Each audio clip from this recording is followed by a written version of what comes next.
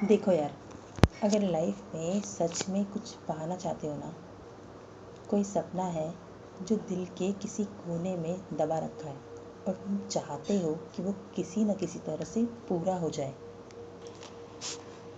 पर तुम बस चाहे ही जा रहे हो, कोई एक्शन नहीं ले रहे हो उसकी तरफ। तो मुझे बताओ, क्या बस तुम्हारे चाहने भर से वो सपना पूरा हो जाएगा? नहीं ना, वो भी बिना किसी मेहनत के। ऐसा कभी हुआ है भला कि बिना किसी मेहनत के किसी को कोई चीज़ हासिल हुई हो? और जिन भी लोगों को कोई भी चीज़ इजीली मिल जाती है ना, समय गंवा रहा है, वो लोग उस चीज़ को संभाल नहीं पाए हैं। क्यों क्यों नहीं संभाल पाए होंगे? वो इसीलिए क्योंकि उन्होंने मेहनत नहीं की उस चीज़ को पाने में। और जिस चीज़ को पाने के लिए मेहनत ना की जाए, हमें उसकी कद्र नहीं होती। अगर सपने देखे हैं ना, तो उसे पूरा करने के लिए मेहनत भी करो, और उसके लिए तुम्हें अपने कंफर्ट जोन से बाहर आना होगा। एक्सक्यूजेस देने बंद करने होंगे। सिचुएशन मेरे फेवर में नहीं थी, ये कहना बंद करना होगा। सिचुएशन वैसे भी कब किसी के फेवर में रही है भला? सिचुएशंस कभी फेवर में नहीं होती है, उसे अपने फेवर में लाना पड़ता है अपनी मेहनत से। परीक्षाएं तो ली ही जाएंगी, हालातों से बहुत तोड़ा भी जाएगा। कई बार मन करेगा रहने देते हैं यार, नहीं हो पाएगा। पर वो सपना ही क्या जिसे पूरा करने के लिए जी जान ना लगाई जाए, जिसे पाने के लिए परिस्थितियों से ना लड़ा जाए।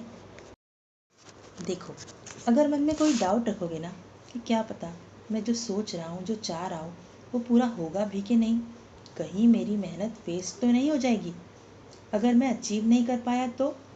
और ऐसे हज़ारों थॉट्स जो तुम्हें एक्शन लेने से रोकते हैं, जो तुम्हारे दिमाग का दही किए जा रहे हैं, तुम्हें आगे नहीं बढ़ने दे रहे। अगर तुम इन्हीं थॉट्स में उलझे रहे ना, तो वैसे भी कुछ नहीं कर पाओगे।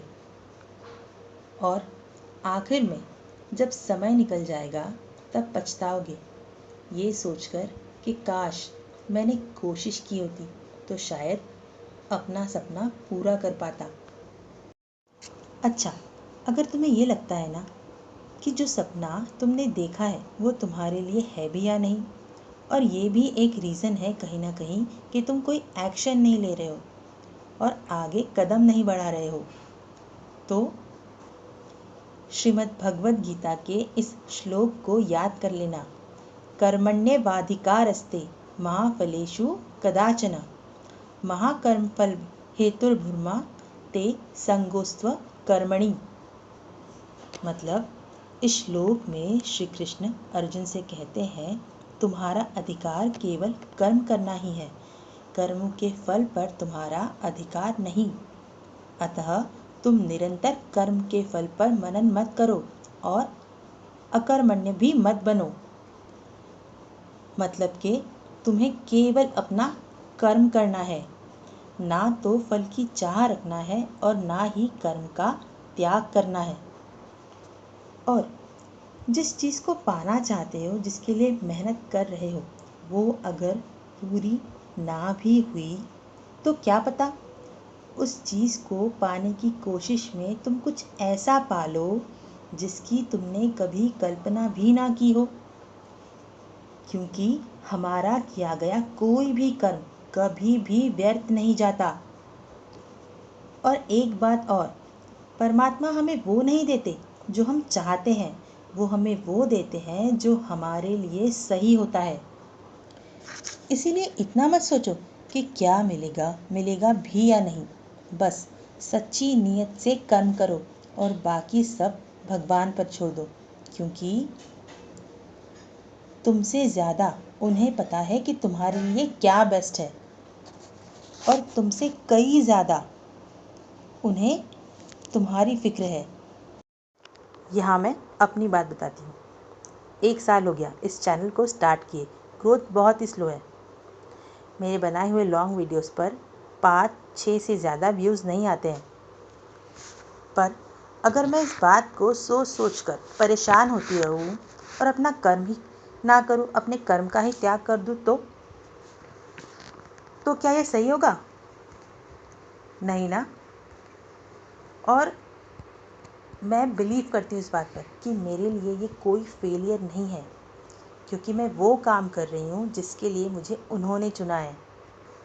और मैं जो भी कर रही हूँ मुझे उस पर, अपनी मेहनत पर, खुद पर और खुद से ज़्यादा उन पर पूरा भरोसा है।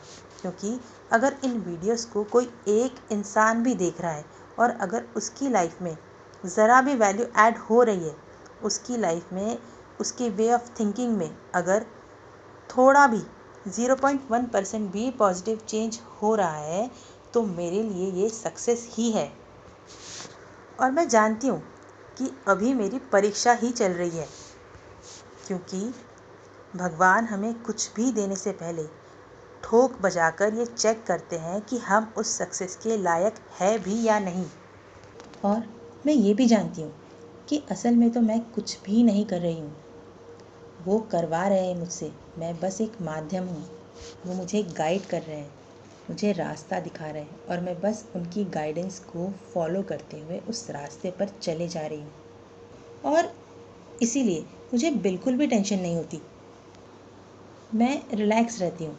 और इसीलिए चाहे मेरी वीडियोस को 1-2 लोग देखें या 100 लोग, मुझे अपना काम पूरी ईमानदारी और पूरी डेडिकेशन के साथ करना है, क्योंकि मेरे द्वारा किए गए हर एक कर्म को वो नोटिस कर रहे हैं और साथ ही साथ मुझे गाइड भी कर रहे हैं। देखो, मैंने तो कभी सोचा भी नहीं था कि मैं ऐसा कुछ करूँगी अपनी लाइफ में, कभी कोई सपने नहीं देखे थे, पर ये उन्होंने मेरे लिए सोचा था, तभी मैं ये कर पा रही हूँ। और इसीलिए मुझे इस बात पर पूरा विश्वास है कि जो वो हमारे लिए सोचते हैं ना, वही बेस्ट होता है। और हाँ, अब गाइडेड होने का मतलब ये बिल्कुल भी नहीं है कि आप स्टक फील नहीं करोगे, आप स्टक भी फील करोगे और ब्लैंक भी हो जाओगे। And it happens with me as well. Sometimes I feel like I am stuck and everything is on hold, but मुझे डर नहीं लगता, because I know that I am in the safest hand of माँ बाबा. And when I look at my journey, I feel like a lot has changed inside me. और ये सारी चीज़ें सोचने के बाद एक्चुअली बहुत अच्छा फील होता है। और तब फिर से मेरी स्ट्रेंथ बढ़ जाती है, ये जानकर कि वो मेरे साथ हर मोमेंट में है। तो लगता है कि चिल कर यार, तुझे तो पता है ना कि वो तेरे साथ है, तो ज़्यादा मत सोच। और फिर मैं यहाँ पर कोई लॉजिक नहीं लगाती। एंड फ्रैंकली स्पीकिंग, मैं वैसे भी लॉजिक्स बहुत कम लगाती हूँ, पर यहाँ पर तो बिल्कुल भी नहीं। क्योंकि जिनका मार्गदर्शन स्वयं महादेव और श्री हरि करते हैं ना, समय उनकी चाहे कितनी भी कठिन परीक्षा क्यों न ले ले, फिर भी लास्ट में जीत उन्हीं की होती है, क्योंकि उनका हाथ परमात्मा ने थाम रखा होता है। तो अपने सपनों पर गिव अप बिल्कुल भी नहीं करना है, चाहे परीक्षा कितनी भी कठिन क्यों ना हो, चाहे परिस्थिति आपके फेवर में हो या ना हो। इस एक बात को हमेशा याद रखना कि वो हमेशा आपके साथ रहेंगे, आपको गाइड करेंगे और आपको कभी हारने नहीं देंगे। बस आपको उन पर पूरा विश्वास रखना है और सिर्फ अपने कर्म पर ध्यान देना है, इतना ही तो करना है।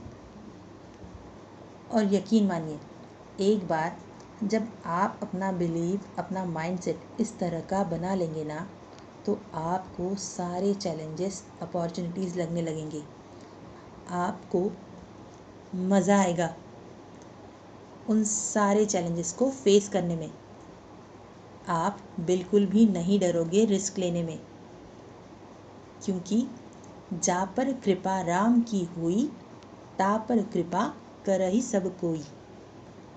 सो my friend, never give upon your dreams. और जाते जाते मैं एक ऐसी पर्सन को थैंक यू बोलना चाहती हूँ जिसने मुझे हमेशा गाइड किया है, जो हमेशा मेरी वेल विशर रही है और मेरी सबसे बड़ी क्रिटिक भी, और जिसने मुझे श्रीमद् भगवद गीता पढ़ने की एडवाइस दी थी। She is not my friend, she is more than that to me. क्योंकि अगर वो एडवाइस नहीं देती तो मैं कभी श्रीमद् भगवद गीता पढ़ना शुरू ही नहीं कर पाती। और जब से मैंने इसे पढ़ना शुरू किया मुझे बहुत क्लैरिटी मिली है और एक एक करके मेरे सारे क्वेश्चंस के आंसर्स भी मिलने लगे। प्रीति, आई नो तुझे पसंद नहीं है कि मैं तुझे थैंक यू बोलूँ, but still thank you so much from the bottom of my heart for each and every advice you have given to me. Love you मेरी जान। महादेव हमेशा तुझ पर अपनी कृपा बनाए रखे। तो फ्रेंड्स चलिए मिलते हैं अब अपनी नेक्स्ट वीडियो में। तो अपने और अपने लव्ड वंस का ख्याल रखें और खुश रहें। Thank you so much for listening with lots of love, gratitude and infinite blessings to all of you. हर हर महादेव, जय माता दी।